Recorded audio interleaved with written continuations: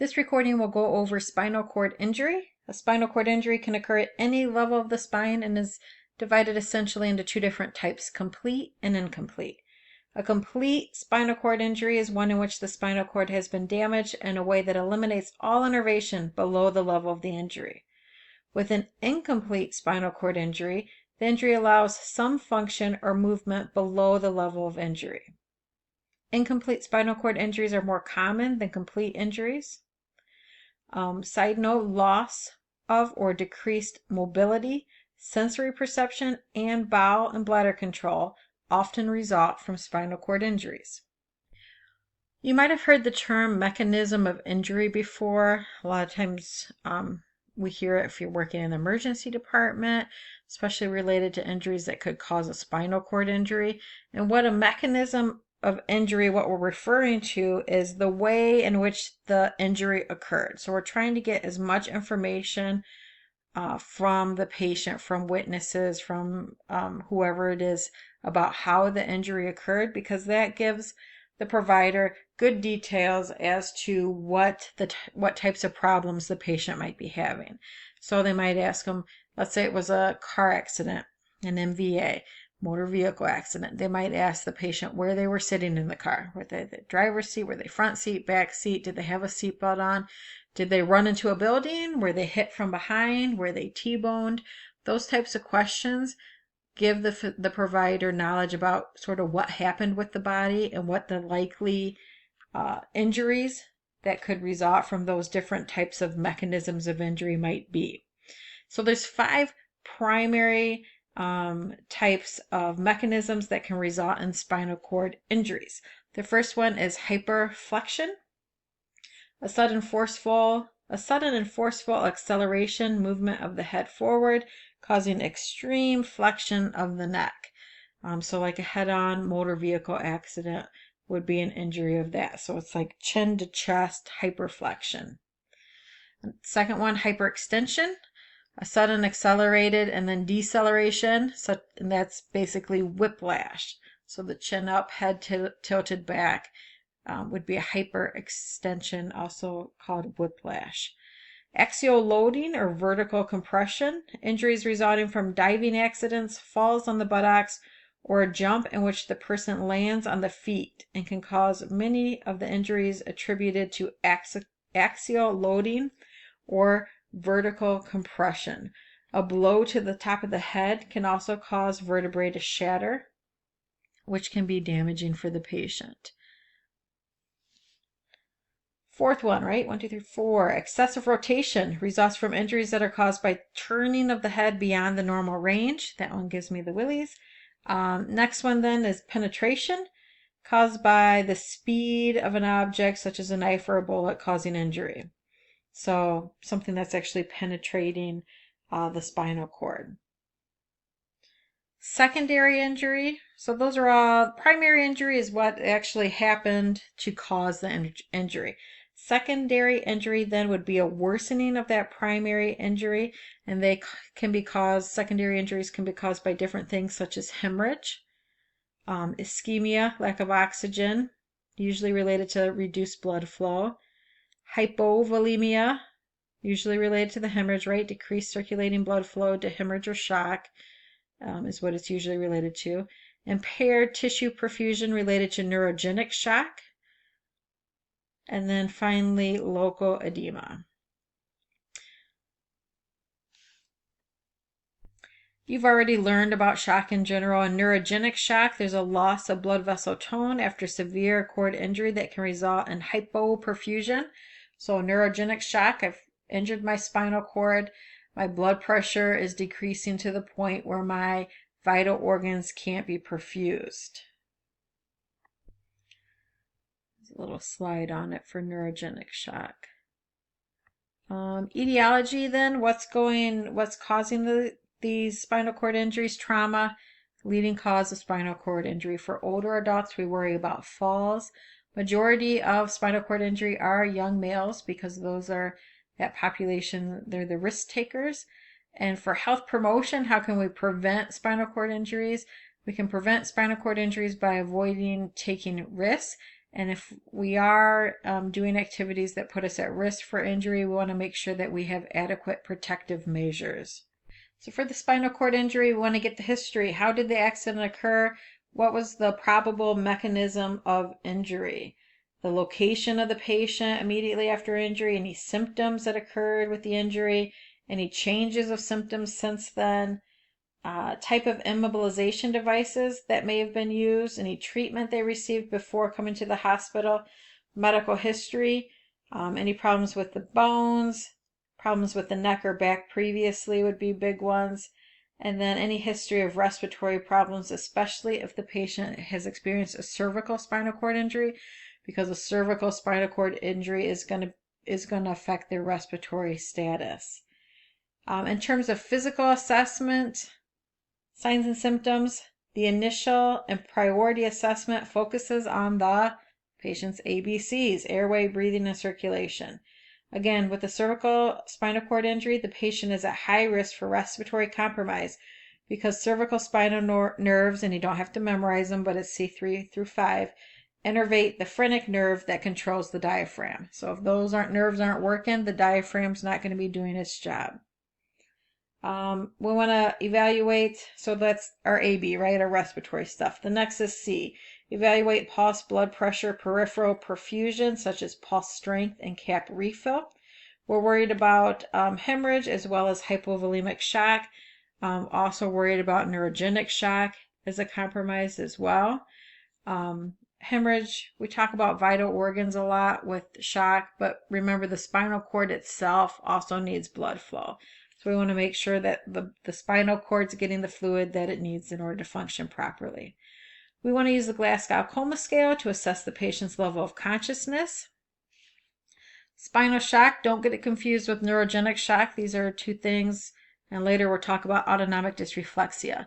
These three terms students can sometimes get confused. So neurogenic shock, we've already talked about. That's our shock that we're used to. Blood pressure's low, organs aren't getting perfused. Spinal shock is different. It occurs immediately after an injury. The patient has complete but temporary loss of motor, sensory, reflex, and autonomic function. Often lasts less than 48 hours but can continue for several weeks.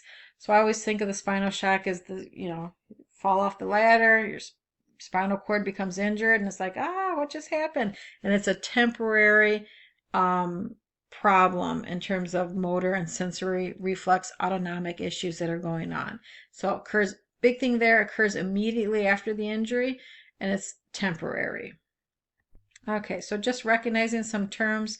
Tetra and quadra mean 4. So tetraplegia, quadriplegia would be paralysis of all 4 limbs. Then you got paraplegia and paraparesis, which would be paralysis and weakness involving only the lower extremities. And those are seen in lower thoracic and lumbosacral injuries and lesions. The neurologic level is determined by evaluating the zones of sensory and motor function known as dermatomes, and which sensory nerves derive from a single spinal cord root. And they affect an area of the skin. That helps us know what level of the spinal cord is injured. So if the patient has problems, up to their thigh versus problems in their hands, those are different levels of the spinal cord that could be identified. Myotomes are a set of muscles innervated by spinal nerves as well. The patient may report complete sensory loss, hypoesthesia, or hyperesthesia. A big thing for a patient with an acute spinal cord injury is monitoring for any changes. So monitor for a decrease in sensory perception from a baseline, especially an proximal or upward dermatome or a new loss of muscle function or mobility. So what that is saying is, initially I couldn't move my legs, couldn't feel my legs, but now up my torso and my arms, I'm having problems moving those and having sensory issues. So any sort of change like that would be considered an emergency, and we want to call backup. The primary healthcare provider may also test deep tendon reflexes, It's not unusual for these reflexes, as well as all mobility and sensory perception, to be absent immediately after the injury because of spinal shock. Remember, immediate reaction, but temporary. Cardiovascular dysfunction results from disruption of sympathetic fibers of the autonomic nervous system. So disruption of sympathetic fibers, those are your fight or flight signals from the autonomic nervous system, especially if the injury is above the 6th thoracic vertebrae. Nice FYI, you don't have to memorize that. Bradycardia, hypotension, hypothermia occur because of loss of sympathetic or fight or flight input. These changes can also lead to cardiac dysrhythmias. A systolic BP below 90 requires treatment because remember that we want systolic to be above 90 in order to adequately perfuse vital organs, and in this case, adequately perfuse the spinal cord. A patient with a cervical spinal cord injury is at risk for breathing problems because of the interruption of the spinal innervation to the respiratory muscles. In collaboration with respiratory therapy, if available, perform a complete respiratory assessment. So we want to see how the respiratory status is. The next new term, so you had neurogenic shock, which really wasn't new. Spinal shock, immediate, temporary, motor, sensory, reflex, autonomic issues. And then this last one, autonomic dysreflexia, sometimes referred to as autonomic hyperreflexia, is a potentially life-threatening condition in which noxious, visceral, or cutaneous stimuli cause a sudden, massive, uninhibited reflex sympathetic discharge in people with high level spinal cord injuries. So let's break it down. It's life-threatening, so it's a big deal. It's caused by noxious visceral or cutaneous stimuli. That's saying something is bothering the patient, whether it's inside, visceral, or on their skin, cutaneous. Common examples could be kinked Foley, right? So they're having a distended bladder, the bladder's not able to drain, or maybe getting pinched, having a belt too tight, sitting on something sharp could be an example of the cutaneous stimuli. These unpleasant, so I think noxious, like obnoxious type of sensations that the patient doesn't process properly because of the spinal cord injury can cause a sudden, massive, uninhibited reflex sympathetic discharge. So what do we know about sympathetic? Is it fight or flight or rest and digest? It is fight or flight. So big thing we're going to see, most important concerning one, sudden significant rise in systolic and diastolic BP. The blood pressure is going to go up. So that's a big problem for the patient.